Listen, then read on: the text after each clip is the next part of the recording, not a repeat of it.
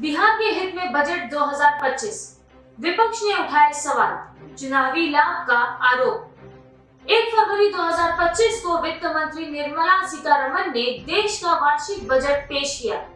इस बार के बजट में बिहार को विशेष रूप से तवज्जो दी गई, जिससे वहां के नागरिकों में उम्मीदें बढ़ गईं। लेकिन विपक्ष ने इस पर तीखी प्रतिक्रिया दी है और इसे आगामी विधानसभा चुनावों से जोड़कर देखा जा रहा है। बिहार को बजट में खास तवज्जो, चुनावी रणनीति या विकास का एजेंडा। बिहार में जल्द ही विधानसभा चुनाव होने वाले हैं और इस बार के बजट में राज्य के विकास को लेकर कई बड़े ऐलान किए गए हैं। बिहार को बजट में दिया गया बड़ा हिस्सा बेरोजगारों के लिए नौकरियों के अवसर पैदा करने और बुनियादी ढांचे के विस्तार पर केंद्रित है। बिहार में उद्योगों के विकास और नई नौकरियों के सृजन की दिशा में कई घोषणाएं की गई हैं, जिससे सत्तारूढ़ बीजेपी सरकार पर चुनावी लाभ उठाने का आरोप भी लग रहा है। बिहार को बजट से मिली ये बड़ी सौगातें। मखाना बोर्ड का ऐलान। बिहार में मखाना उत्पादन को बढ़ावा देने के लिए केंद्र सरकार ने मखाना बोर्ड बनाने की घोषणा की है।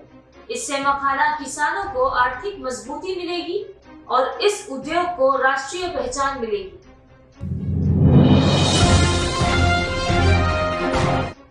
आईआईटी पटना के विस्तार की योजना। बिहार में उच्च शिक्षा को बढ़ावा देने के लिए आईआईटी पटना के विस्तार की घोषणा की गई है, जिससे छात्रों को और बेहतर संसाधन मिल सके। ग्रीनफील्ड हवाई अड्डे की सौगात।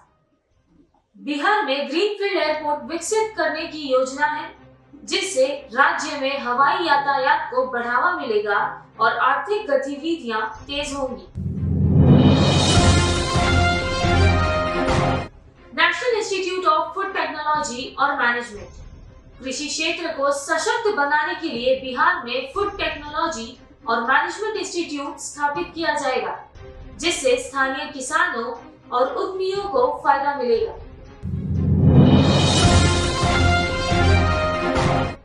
वेस्टर्न कोसी कैनाल को वित्तीय मदद। सिंचाई व्यवस्था को मजबूत करने के लिए सरकार ने पश्चिमी कोसी नहर परियोजना को आर्थिक मदद देने का ऐलान किया है। इससे बिहार के किसानों को बड़ा फायदा मिलेगा। बिहार में विपक्षी दलों ने इस बजट को चुनावी एजेंडे से जोड़ते हुए सरकार पर हमला बोला है। विपक्ष का कहना है कि सरकार विकास के नाम पर बजट का इस्तेमाल अपनी राजनीतिक स्थिति मजबूत करने के लिए कर रही है।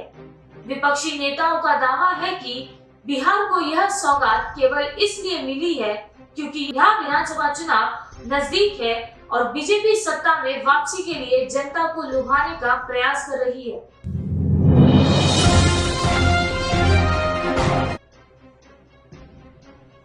बिहार को कितना मिलेगा फायदा?